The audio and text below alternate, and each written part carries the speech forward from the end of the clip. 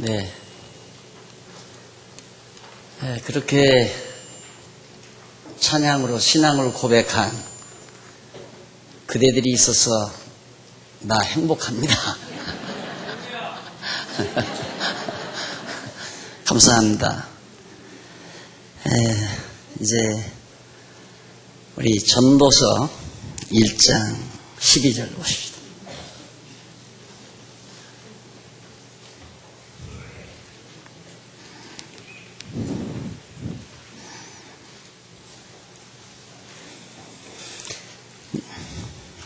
전도서 1장 12절. 나 전도자는 예루살렘에서 이스라엘 왕이 되어 마음을 다하며 지혜를 써서 하늘 아래서 행하는 모든 일을 긍구하여 살핀즉 이는 괴로운 일이니 하나님이 인생들에게 주사 수고하게 하신 것이라. 13절 하나 더 13절까지 봉독해 드렸습니다. 주보에 나와 있는 대로 행사가 무익한 이유, 우리가 행하는 일들, 어떤 일을 행하든 간에 이 모든 일이 이익이 없다, 유익이 없다, 무익한 그 이유가 뭔가, 그거에 대해서 솔로몬이 밝히는 과정인데, 지난번 1절로 11절까지에서는 인생들의 모든 수고가 헛된 이유를 밝혀주었습니다. 왜 모든 수고가 헛된가에 대해서 1절로 11절에서 밝힌 다음 하나하나 지금 구체적으로 그 이유를 밝히는 내용이 계속해서 소개됩니다. 12절로부터 18절을 보면 하늘 아래서 지혜로 행한 일과 지혜로 행한 일의 헛된 이유를 12절로 18절에서 밝혀주는데, 1절로 15절 보면 솔로몬이 하늘 아래서 행하는 모든 일이 헛된 이유는 괴로운 것이기 때문이다. 결국 이 해 아래서 행하는 모든 일은 우리에게 수고와 고통, 괴로움만을 가져다 주기 때문에 그래서 모두가 다 헛되다, 그런 얘기거든요. 그런데 여기서 이제 2절에 보면 13절에 보면 마음을 다하며 지혜를 써서 하늘 아래서 행하는 모든 일을 궁구했다 하는 내용이 나옵니다. 물론 거기 지혜는 여러분들이 잘 아시는 대로 호크마라는 말입니다. 그런데 이는 지혜나 재치라는 뜻으로서 여호와께서 작정하신 뜻에 따라 언약하신 말씀대로 섭리하시는 만물의 이치를 깨달아 선악을 분별하는 그런 재치 있는 마음의 상태를 바로 지혜라고 한다고 정리를 해드린 바 있습니다. 결국 인간들이 하나님을 모르고 하나님을 알지 못하고 하나님의 정하신 뜻을 따라 지혜로 모든 일을 행한다고 한다면 그거 헛된 거다 이 말이죠. 문제는 지혜는 여호와를 경외하는 데 있는 건데 여호와 경외할 줄은 모르고 일 자체에 빠진다. 제가 늘 강조하기를, 우리는 어떤 일을 할 때 그 일을 우리에게 시키시는 하나님의 섭리의 뜻, 하나님의 의도를 파악하는 게 매우 중요하다고.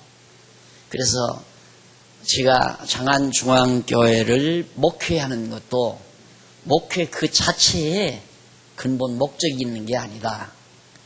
나를 나 되게 하시려는 하나님께서 나로 하여금 여호와 하나님의 정하신 뜻을 따라 섭리케 하시는 전능하신 여호와 하나님을 깨달아 알고 그를 경외하게 하려는데 바로 그 목적이 있다. 그러나 대부분의 모든 사람들은 내가 목회를 하니까 목회 성공을 해야지, 목회를 잘해야지, 실수 없이 해야지, 또 성공을 해야지, 이런 쪽에 마음을 다 두죠. 그럼 그런 쪽에 두다가 보면 지나고 나면 다 헛되고 헛되다는 얘기입니다.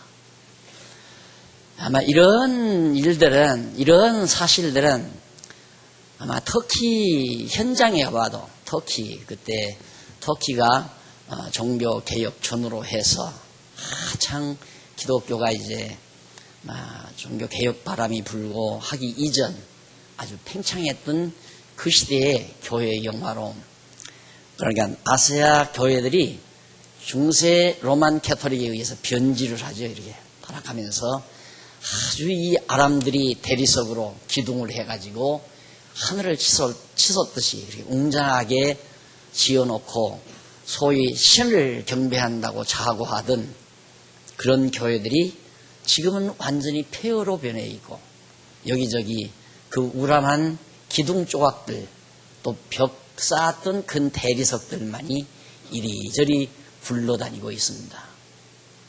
참 허무하죠.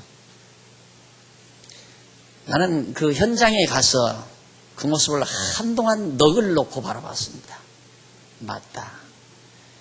정말 이 당시에 그 교회, 그 성당을 지어놓고 신전이라 하면서 온 몸에다가 호화롭고 사치스러운 그런 소위 성이라고 하는 그런 가운들을 뒤집어 쓰고 그 무지몽매한 백성들 앞에서 온갖 재간을 부렸던 인간들의 몰골이 두뇌를 한없이 스쳐갔습니다. 무슨 의미가 있느냐 이거죠. 다 헛되고 또 헛된 것들이지. 그렇게 영화롭고 우람하게 소위 교회 아닌 교회들을 발전시켜 놓고 성공했다고 자고했을 겁니다. 우리는 성공했다. 우리 이 막강한 세력을 감히 누가 넘볼세냐 하고 오만 방자함을 부렸을 것이고, 또 온갖 추태를 다 감행했을 겁니다. 그러나 그 현장은 폐허의 한 조각으로, 폐허의 그런 서글픈 모습으로 우리에게 역사는 잘 말해주고 있습니다. 오늘 우리가 이렇게 모여서 정말 많은 돈을 마련해 가지고 우람한 예배당을 짓고 시설을 늘리고 성도들을 많이 끌어모으고 어느 교회도 부러워할 만큼 웅장한 종교 집단을 만들어 놓은들, 목소리 안 끼라고 했는데 참 안 아껴져요. 하다가 보면 다 허무하고 헛된 것뿐입니다. 만족이 없죠. 만약에 그쪽으로 방향을 정한다면 만족이 없죠. 지금 뭐 또 지붕이 샌다는데 저놈의 지붕을 저걸 뜯어서 진짜 하고 싶은 대로 멋있게 유로풍으로 지붕을 마련해서 멋있게 만들어 놓으면 오며가느냐 하는 사람들이 이야, 이 골짜기에 이런 멋있는 유로풍의 연구소 같은 아주 아름답고 좋은 건물이 어찌 이곳에 있단 말인가. 많은 사람들이 지나가다가 한 번쯤 발걸음 멈추고 뒤돌아볼 수 있을 정도로 큰 돈 안 들여도 돼요.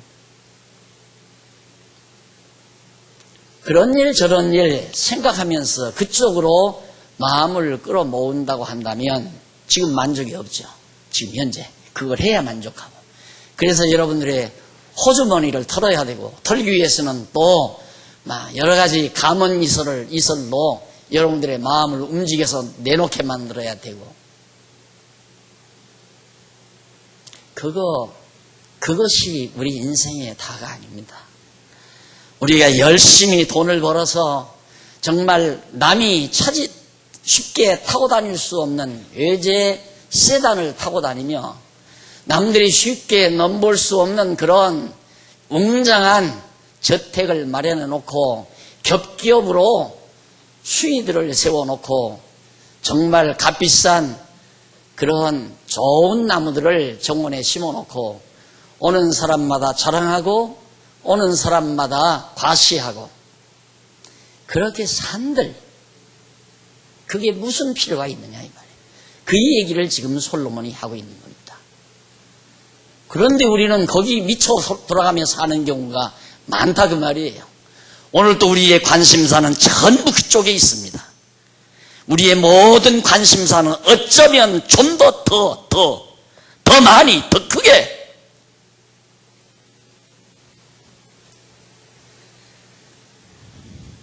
내가 해 아래서 행하는 모든 일을 본즉 다 헛되어 바람을 잡으려는 것이로다.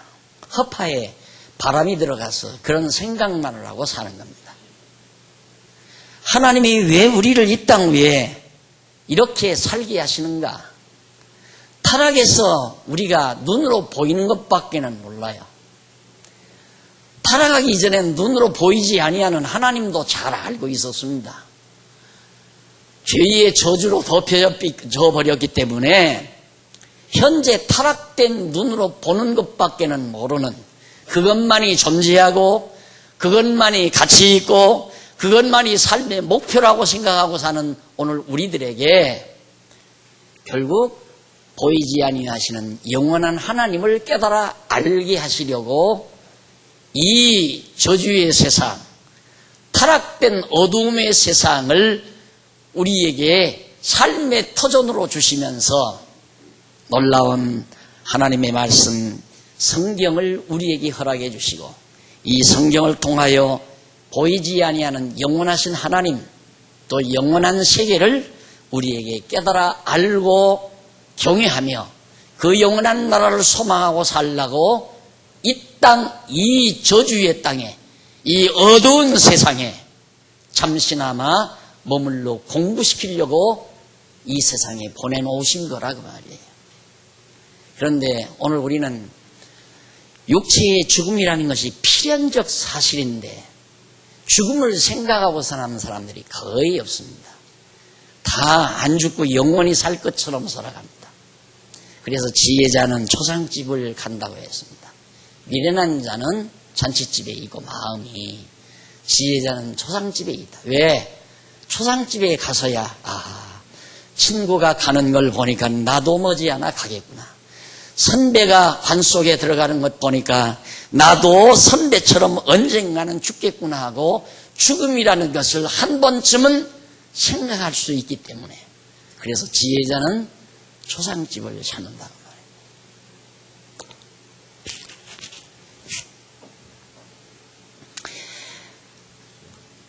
구부러진 것 15절에 보면 구부러진 것을 곧게 할 수 없고 이지러진 것을 셀 수 없도다. 내가 마음 가운데 말하며 이르기를 내가 큰 지혜를 많이 얻었으므로 나보다 먼저 예루살렘이 있던 자보다 낫다 하였더니 곧 내 마음이 지혜와 지식을 말한 것을 알고자 하여 마음을 썼으나 이것도 바람을 잡으려는 것인 줄을 깨달았도다. 지혜가 많으면 번뇌도 많으니 지식을 더하는 자는 근심을 더하느니라 라고 그렇게 솔로몬이 말해주고 있습니다.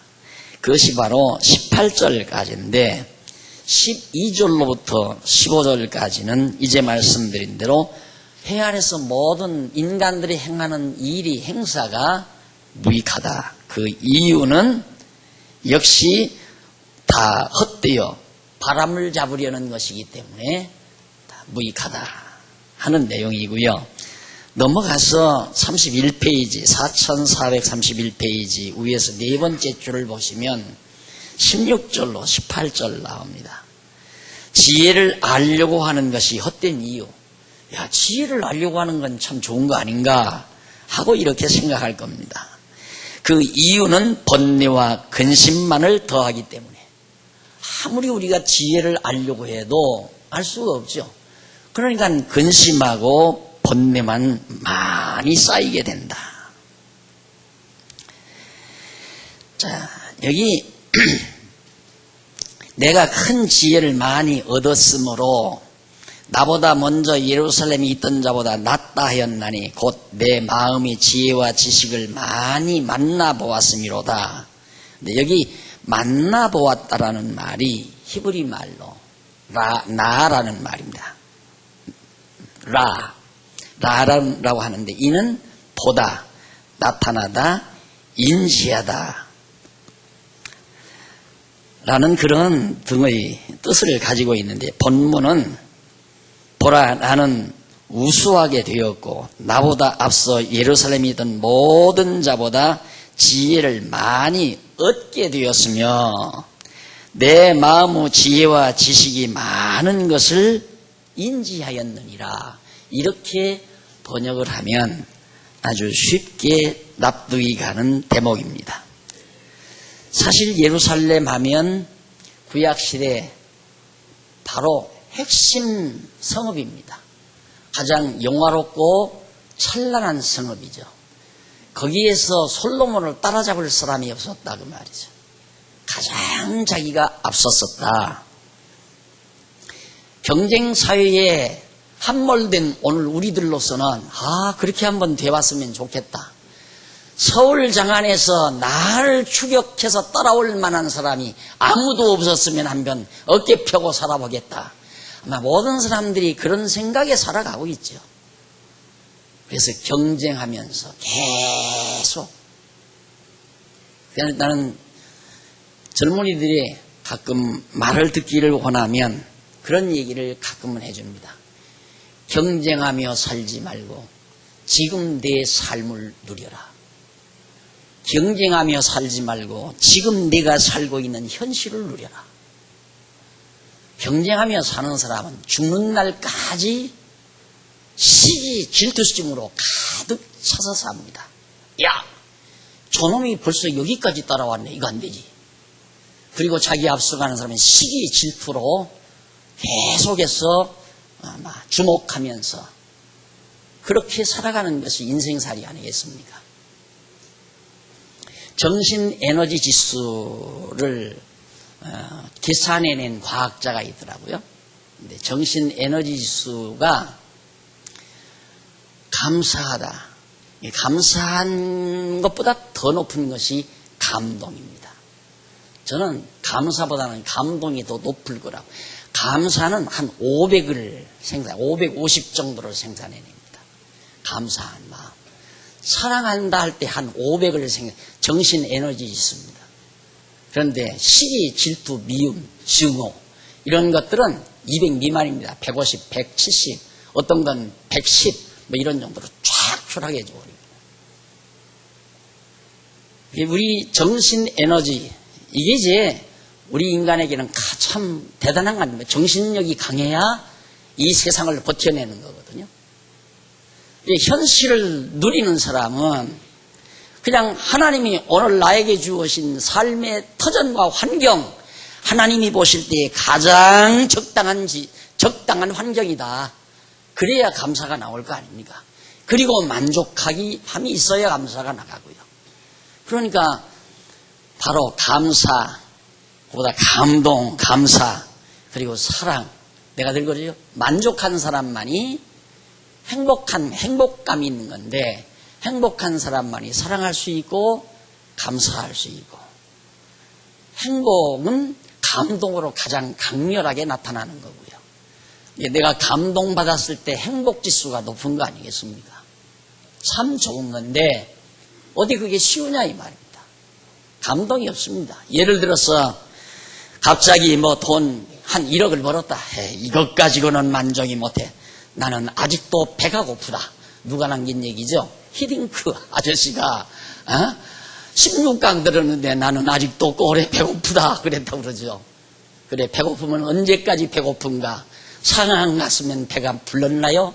천만의 말씀이죠. 소련에 가서 계속해서 또 4강 올려놓을 줄 알았는데 못 올려놓고 실망한 히딩크 아저씨의 얼굴 모습을 제가 화면을 통해서 봤습니다. 새하얗게 질려버려요. 그 짓을 왜 하느냐 이 말이죠. 그 짓을. 만약에 소련 축구선수가 4강에 올랐다면 이러고 난리쳤을 거예요. 그게 인생 아니에요. 여러분. 솔로몬이 지금 그 말을 하는 거예요. 그런 이야기를. 이스라엘에서, 예루살렘에서 가장 자기를 추종할 만한, 자기를 추격해올 만한 사람이 없을 만큼 위대하면 뭐하냐 이거죠. 그것이 뭐가 대수로우냐. 그것도 내가 보니까 헛되더라 그 말이. 그것이 이제 제가 16절로 18절에까지 해서 읽어드린 내용이죠. 한 번 더 읽어봅시다.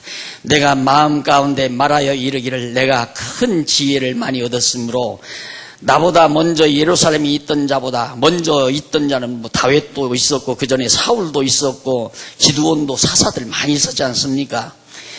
그들 모든 있던 자보다 낫다 하였나니 솔로몬만큼 나은 자가 없었죠. 솔로몬만큼. 다윗도 물론 아버지 다윗도 왕이 됐지만은 시온에다가 더없이 옮겨놓고 다윗 궁전을 지었습니다. 지키는. 그러나 하나님의 거룩한 성전은 솔로몬이 짓고 솔로몬 때는 전혀 전쟁이 없었어요. 다윗 때는 가끔 전쟁이 있었을 뿐만 아니라 아들들이 배신하고 아들들이 역적으로 나타나서 궁전을 쫓겨나가는, 궁실에서 쫓겨나가는 수치를 다윗은 보기도 하고 그랬습니다. 그러나 솔로몬은 40년 동안 완전 태평성대였습니다. 하는 일이, 주요한 일이 뭐였냐면 그 무역선을 배를 만들어 가지고 오빌이라는 곳에서, 지금 지리학적으로는 아직 그 지역을 정확하게 찾지는 못했지만 오빌이라는 곳이 금 주 생산 지역입니다. 거기서 계속 누다지를 실어나르는 일이었습니다. 그걸 가져다가 성전 지을 때 성전 지성소 벽을 황금판으로 다 덮어버리고, 그리고 자기의 집도, 그리고 성전에서 쓴 모든 기명들도 전부 황금으로 그렇게 만들어서 창고마다 가득가득 채워놓은 거 아닙니까? 그 이후에 몇백 년 지나가지고 느부갓네살이 예루살렘에 방문해가지고서 느부갓네 신하들이 히스기야 왕 때 문병차 와가지고 창고에 들어있는 그 모든 보물들을 쳐다보고 눈이 휘둥그레져가지고 그것이 화근이 돼서 나중에 바벨론이 쳐들어와 그 모든 보물들을 다 가져가고 말았죠. 솔로몬은 그걸 내다본 겁니다. 이렇게 다 해놓으면 뭐하냐 이거예요. 누군가가 그것 때문에. 전 어렸을 때 왜 그렇게 마적단 소설을 좋아했는지 몰라요. 마적단 두목한다고 한때 철부지하게 그런 생각. 이 체구의 두목이 되겠습니까? 근데 요즘 그 건달 두목들은 다 체구가 작더라고요. 그래서 나도 확인은 할 수 있겠다 그런 생각 어떤 때는 해보기도 했는데, 참 마적단 두목들이 하는 짓이 그겁니다. 뭐냐면 막 백성들은 다 굶주리고 헐벗고 그 돼지우리 같은 데서 고물고물 살아가는데, 그런 어떤 한 고을에 큰 저택을 아주 명당짜리에 딱 지어놓고서 떵떵대며 살아가는 큰 지주 있죠. 지주. 여러분 이 얘기 듣고 박 목사 어려서부터 공산당 사상이 농후했댔구나 이런 생각하면 안 되죠. 그건 아닙니다. 공산당 사상은 공산당이고 자본주의고 그건 시시껄렁하게 생각하는 사람이니까. 왜? 성경을 알고 나니까 우스운 것들이다. 네, 어렸을 때 그런 책을 읽으면서 이건 전부 힘으로 그렇게 딱 탈취해가지고 힘없는 백성들을 전부 핏발아서 부를 축적해 놓으니까 결국에는 마적단들이 거기를 습격하는 겁니다. 솔로몬도 마찬가지죠. 오빌에서 금을 실어오지 아니하고 금을 실어오지 말고 집도 황금으로 짓지 말고 또 모든 기명들도 황금으로 만들어 놓지 않았다면, 예를 들어서 않았다면 바벨론에서 느부갓네살이 무엇 때문에 와서 예루살렘을 쳐서 이기려고 하겠습니까? 자기들의 세력이 아무것도 아닌 거. 야, 나를 섬겨라. 그리고 눈여겨보지도 않죠. 그것의 역사의 반복입니다. 이 지상의 모든 역사는 바로 그것의 반복이에요. 아까 사석에서도 우리 제1남전도의 사석에서도 그런 얘기 했습니다만은 이 금융, 이 자본주의 사회에 그게 온 거거든요. 금융업이 발달한다고 하는 것은 이미 금융이 돈 장사예요. 돈 장사. 돈을 벌기 위해서 돈 장사한다고 하는 것은 자본주의의 몰락을 예고하는 겁니다. 난 자본주의가 망하기 위해서 하는 얘기가 아니라 공식상 원리상 그렇게 돼 있죠. 진짜 망했잖아요. 사실 금융업이 발달한 미국 금융업 때문에 망한 겁니다. 이번에 또 발생했잖아요. 어디입니까? 두바이. 누가 돈 장사하는 줄 압니까? 유대인들이 돈 장사해요. 유대인들이 돈 장사의 명수입니다. 돈 장사 앞에 꼼짝 못하는 거예요. 돈 장사에서 돈을 버는데 돈 없는 사람이 어떻게 돈 장사에서 돈을 법니까? 돈 없는 사람은 돈 빌려다 이자도 못 갖고 사는데 안 그래요? 그래서 부도 나서 다 사업도 망해버리고 다 날아가 버리고 큰 돈을 쥐고 있는 사람들이 세계 경제를 마음대로 주물럭댑니다. 나라 경제 하루아침에 몰락시킬 수 있습니다. 큰 돈 거머쥔 세력들이. 그러니까 세상은 그 힘으로 경제력으로 세상을 걷어잡습니다. 지금 아세아 화폐 만든다고 그러죠. 유로화 만들었죠. 벌써 유로화가 달러화를 넘어온다고 그러니까 그걸 방지하기 위해서 이번에 가장 큰 피해를 보는 것이 두바이 사건으로 피해보는 것이 유럽이라고 그러지 않습니까? 이 돈을 마음대로, 돈의 흐름을 마음대로 강물을 포크레인으로 파서 이리로 돌리고 저리로 돌릴 수 있듯이 돈 많이 가진 재벌들이 마음대로 돈 흐름을 조작할 수 있다 이 말이에요. 경제정책 잘한다고 해서 나라 부강해지는 거 아니에요. 절대. 현상학적으로는 돈이 돈을 지배해가고 돈이 돈을 얼마든지 방향을 틀어놓는다 이 말이에요. 세계 경제가 지금 그런 판도에 들어왔습니다. 그러면 성경이 말하는 방향하고 맞아떨어지잖아요. 정확하게 맞아떨어져 가잖아요. 오늘 제가 이런 강의가 혹시 여러분들 실제 삶하고는 너무 거리가 멀지 모르지만 나는 지금 이번에 월세 내는 것 때문에 지금 골치가 아파 죽겠는데 금융이 없었고 다 필요 없는 소리 듣기 싫다 빨리 끝내라 할지 모르지만 아니에요. 여러분들이 그렇게 생각을 열어놓고 살면 월세 좀 살면 어떻습니까? 항상 월세 사나요? 살다 보면 집 사서 이사 갈 수도 있는 거고 좋은 집 사서 산다고 해서 늘 그렇게 사는 건 아니잖아요. 언제는 또 알거지가 돼서 바닥에 들어앉을 수도 있는 거고요. 인생살이 다 그런 거예요. 왜? 하나님께서 그렇게 인도해 가시기 때문에. 왜 그러면 하나님은 그렇게 인도해 가시는가? 당신 배우라고. 이 무지몽매한 인간들아, 내가 보이지 않는다고 해서 보이지 아니한 하나님 무시하고 내 멋대로 내 좋은 대로 지금 살아가지만 보이지 아니하는 내가 지금 살아있다. 그걸 깨닫고 나 여호와 경외하며 살라.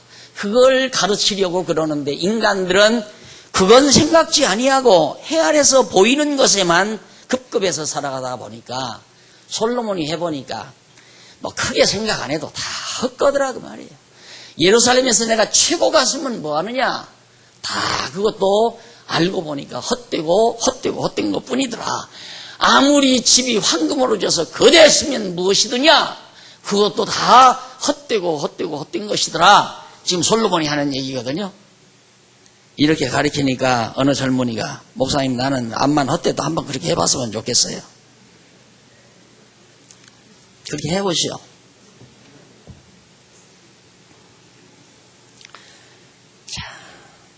곧 내 마음이 지혜와 지식을 많이 만나보았습니다.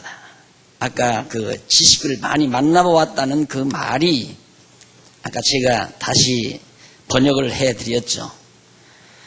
지혜를 많이 얻게 되었으며 내 마음이 지혜와 지식이 많은 것을 인지하였느냐. 내가 굉장히 지혜와 지식이 내게 많이 있었구나 하는 걸 자기가 인지했었다.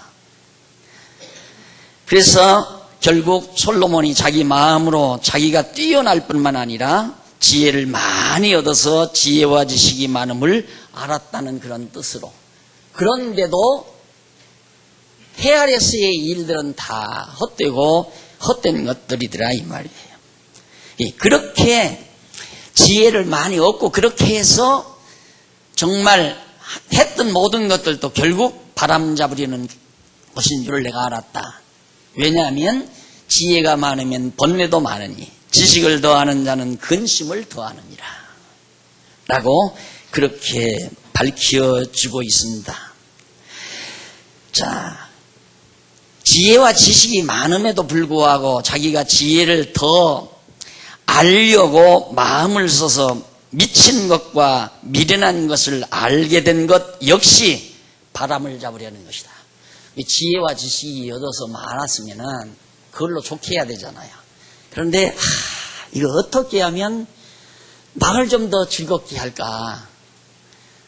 나를 좀 즐겁게 하는 방법이 뭘까?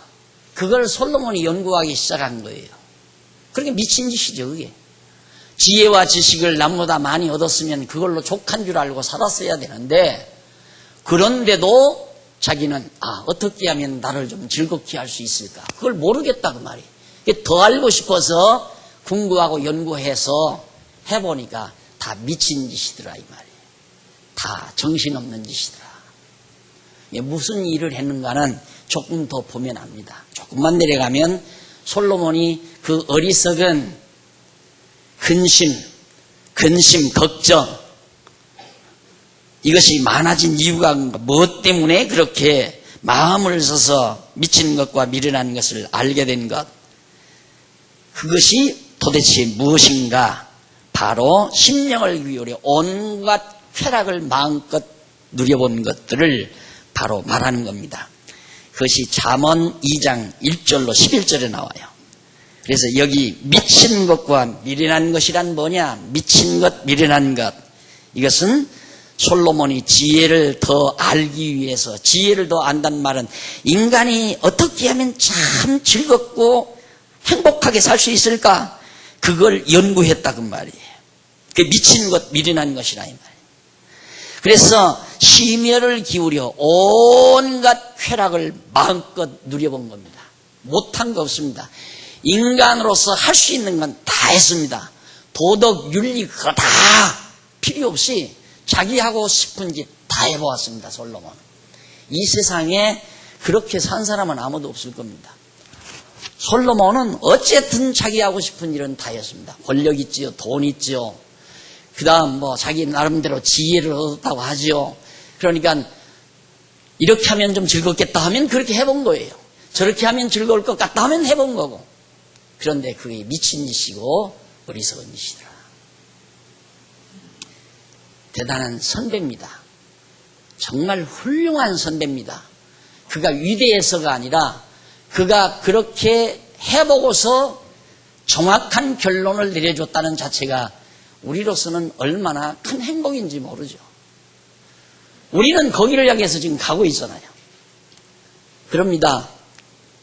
야, 글로로 가면 함정 빠진다. 무슨 놈 함정에 난 갈란다. 이쪽으로 가야 되는데 무슨 소리야. 가본 사람이 글로로 가면 안 된다고 해도 필요 없어요. 난 가봐야 되겠다. 똑같은 거죠. 솔로몬이 해보니까 아무것도 아니더라. 미친 짓이더라.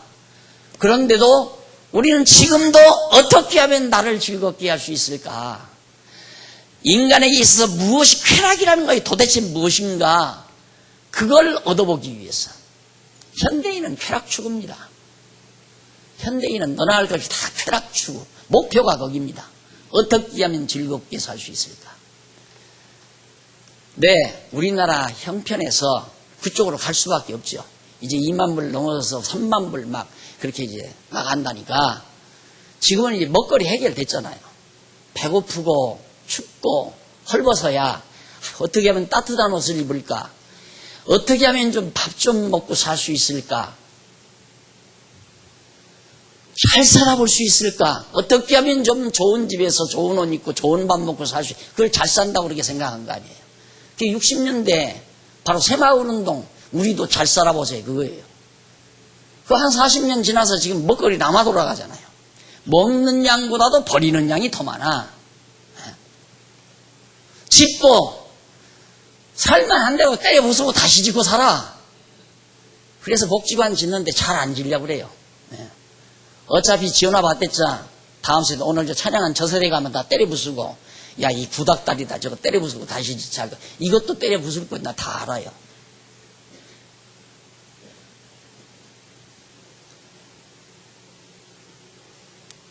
그러니까 결국 인간들은 선배들이 이게 대선배 솔로몬이 이렇게 해서 가르쳐 줬으면 이해를 하고 납득을 하고 내 지식으로 내 지혜로 삼고 아하 그러면 내가 무엇을 위해서 살아야 되는가 왜 살아야 되는가를 정확하게 파악을 해야 되는데 내가 이렇게 강의하면 아이고 아무리 헛된 거라도 나는 한번 해봤으면 좋겠습니다.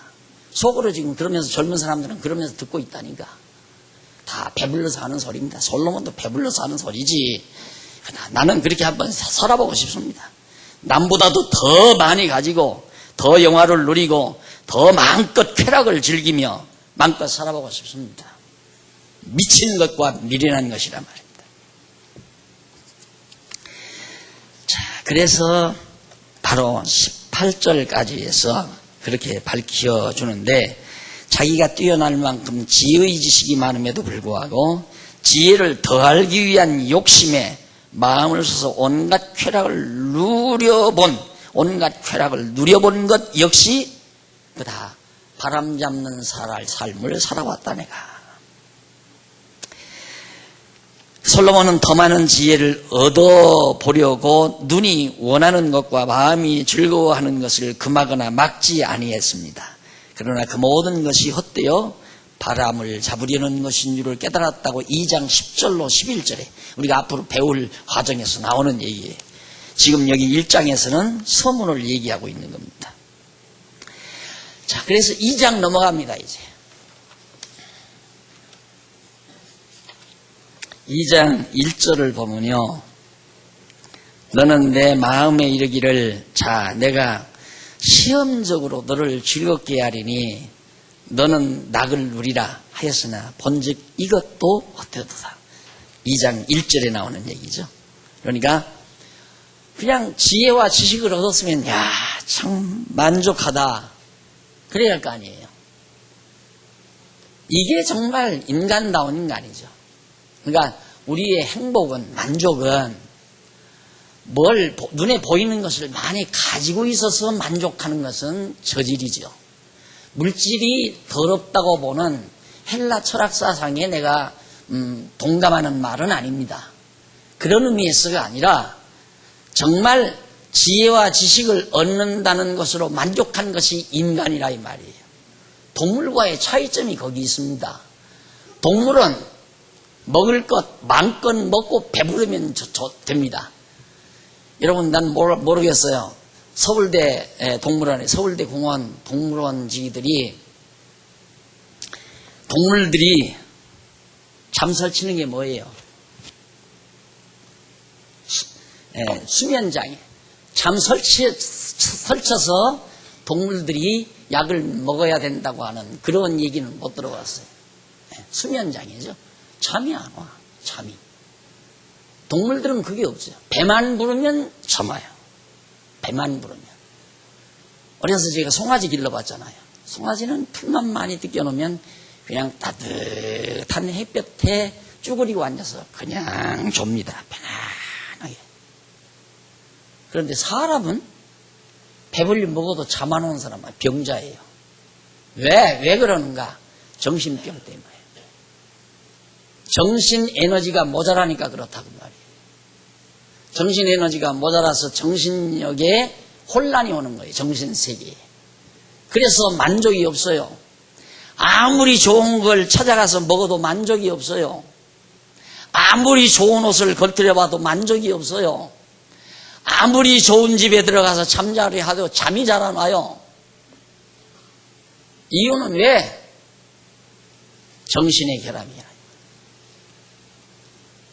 인간은 정신세계의 만족, 이것이 육체의 고난을 넉넉히 소화해낼 수 있는 특이한 존재로 하나님께서 지어놓으셨습니다. 정신력이 강하면 육체의 고통을 넉넉히 소화해냅니다. 그런데 도대체 지혜와 지식을 깨달았으면 만족해야죠. 그래서 깨달음으로부터 만족이 오는 건데 불교가 그래서 생긴 거 아닙니까? 인간은 많은 걸 소유해서 만족을 얻는 게 아니라 인간의 만족은 깨달음이 있다. 그 깨달음은 뭐냐? 무아경지로 들어가야 한다 이거예요. 자기 자신도 잊어버릴 만큼 무아경지로 들어가야 그게 도가 통한 겁니다. 자신도 잃어버릴 만큼 무아경지라면 붕 뜬 거예요. 아무 생각도 아무 의식도 없는 그 경지 가야 그건 만족도 모르는 거죠. 그래서 불교 교리는 허무주의다 이 말이에요. 허무주의. 무아라는 건 자기 자신이 없어져 버리는 건데 행복인들 알겠느냐 이 말이죠. 그래서 깨달음이 뭐냐? 바로 무아경지에 들어가야만이 내 모든 보이는 것들을 다 속세를 져버리고 가서 산속 깊이 들어가서 돌을 닦아 수양을 해서 그렇게 해서 자기 자신도 잊어버릴 만큼 무아경지에 들어가면 도가 통해서 인간으로서 가장 경지에 도달하는 것이다. 거짓말이라고 했죠. 내가 한 얘기 아니에요. 이미 일찍이 다 경험해본 성철 스님께서 남겨놓은 말이에요. 거짓말이에요. 속으면 안 돼요. 그건 아니라 이 말입니다. 지혜와 지식을 얻어서 만족한 것은 여호와 하나님 경외하기를 배워서 여호와 하나님 경외하며 사는 삶, 그게 지혜예요. 그리고 여호와라는 것이 지식의 근본이고 그러면 만족한 거예요. 그래서 여호와를 깨달아 안다는 것이 우리 인간에게서 가장 소중하고 중요한 것이다. 그걸 제가 누누이 말씀드리잖아요. 우리는 무아경지 갈 것도 없어요.